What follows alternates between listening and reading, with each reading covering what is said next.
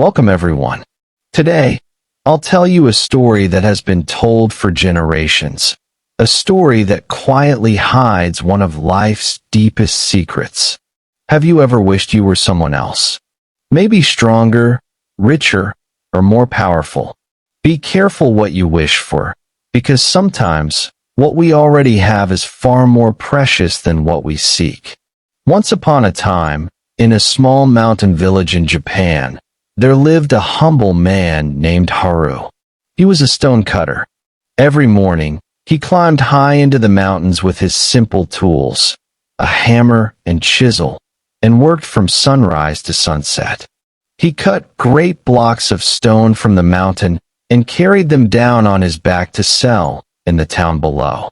His hands were rough, his back bent, and his clothes old, but his heart was honest. Though his life was simple, Haru was not unhappy.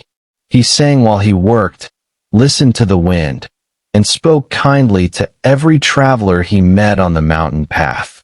But one day, everything changed. As he walked past the grand house of a wealthy merchant, he looked inside and saw golden decorations, silken curtains, and servants running about. The air was cool, the floors were clean, and laughter echoed through the walls. Haru's heart filled with envy. "Oh," he sighed, "how lucky that merchant is. He doesn't sweat under the hot sun or carry heavy stones. If only I could be like him." The wind carried his words up to the sky, and a gentle voice whispered, "Your wish is granted." In the blink of an eye, Haru was no longer a stonecutter. He was a rich merchant, dressed in fine silk, surrounded by servants, and living in a grand house. He looked at himself in the mirror and smiled proudly. "Now I am powerful," he said. Days passed. Haru enjoyed his new life, until one afternoon, he saw the governor passing by in a magnificent carriage, surrounded by guards. People bowed as he passed. Even merchants stepped aside. Haru felt small again. "That governor is greater than I am," he thought. "If only I could be like him." Once again, the wind whispered, "Your wish is granted." Suddenly, Haru was the governor.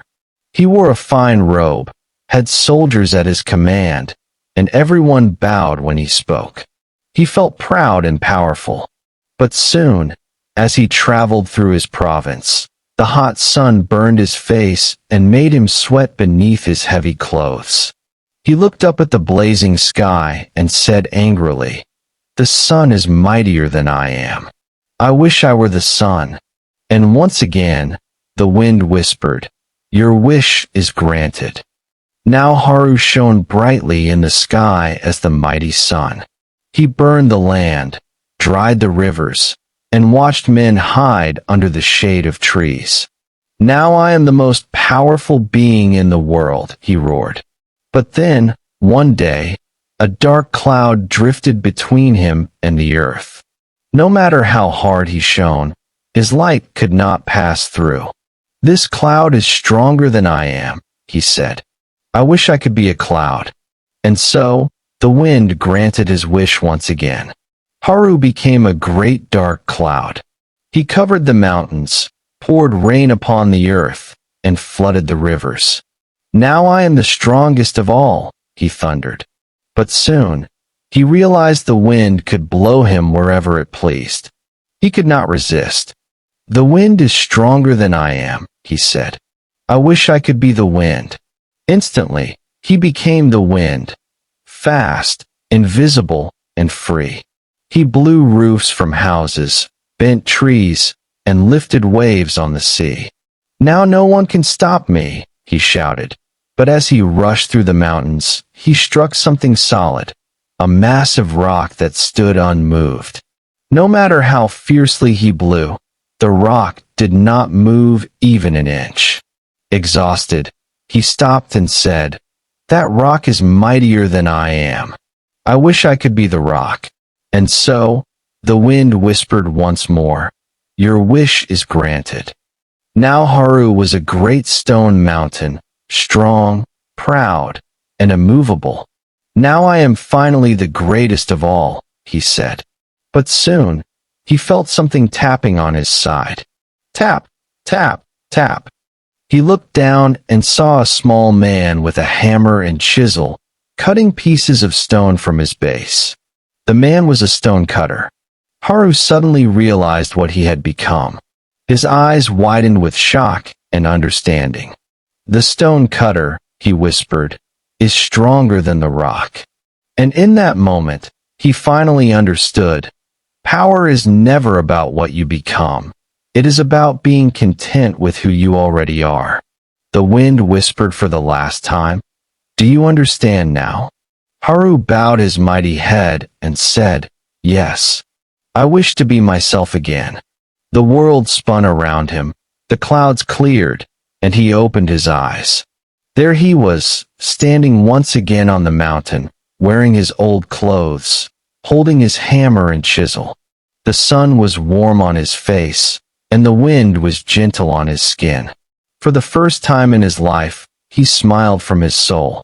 He began to cut stone once more, but now each strike of his hammer was filled with gratitude.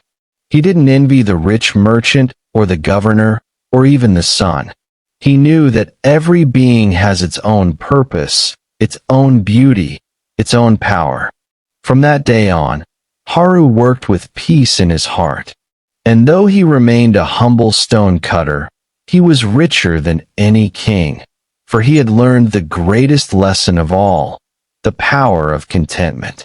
Moral of the story: true happiness does not come from becoming more powerful, rich, or famous.